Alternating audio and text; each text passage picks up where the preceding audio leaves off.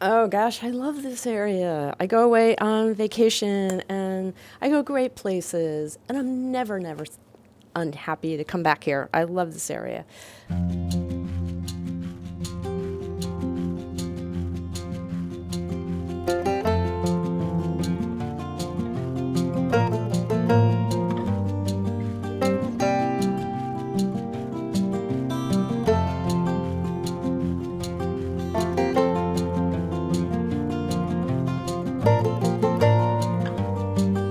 Well, I've been doing this for 10 plus years at this point, and prior to that, I worked as a mural painter, an interior, decorative artist, and I don't know, I just needed a change. I needed something that was more grounded, that felt much more in line with like my belief system, if that makes any sense. The sheep are kind of primary. I love the dyeing of the yarn, the designing of the yarn, the kind of connecting with like the folks that are gonna buy the yarn, but for me it has to do first and foremost with the animals.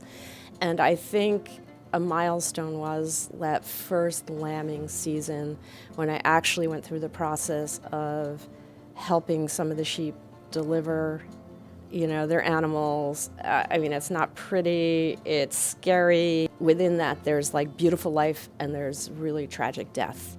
And that I feel was just like a real growing pain and a real part of the business. Even though it's easier, I do not want to be part of the massive pollution of chemical dyes anymore. And so I took on natural dyeing, and it's wonderful, it's really interesting, and it's completely challenging from a scale perspective. But I'm committed to it. I really wanted an integrated life. I wanted people to come to a place where that was happening, where they didn't have to feel, there's so much disconnection in the world today, and I was really feeling that acutely. And I also wanted to be putting back into the earth in a really good way, my little piece, like having the way the sheep work is, they go out, they graze, they poop, they refertilize, it creates a better carbon sink. With not a ton of land, I wouldn't say it's, we're not going to change global warming through my efforts, but at the same time, I feel good that I have the opportunity to do this, and I felt it was really important to sort of be a leader in that way, just to perhaps show people you can do small things and live a intentional, life. And the other was, by doing that for myself, I wanted to share it. And so it was really important to have this shop, to offer classes, to, teach people things, to find community, create community.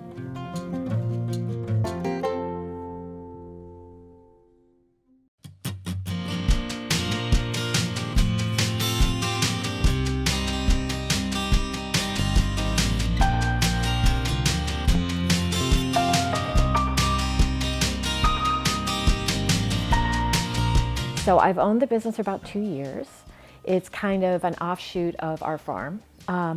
When we moved up to the Hudson Valley 6 years ago from New York City, and my husband was in London, I was kind of starting a second career. I was looking for something that that I could feel passionate about.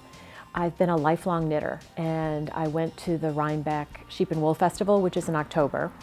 And I was just incredibly inspired. And so I said to my husband, okay, when our kids graduate from high school in the city, let's move up to the Berkshires or Hudson Valley and start a farm. So much to my surprise, he agreed to this. And 6 years later, we have 15 alpaca and a llama. It's a very nice way to join a community, to have a small business, and also enabled me to bring our farm products directly to the people. Now we carry a lot of children's clothes. We have a wider variety of women's clothes. We have some gift items. We sell our yarn. We sell hand knit products. And it's been a great way to be part of the Hudson community, and which has been a great introduction for all of us. It's very important for us to have like a farm to fiber to store chain, and for people to come in and we can tell them the story of where everything came from.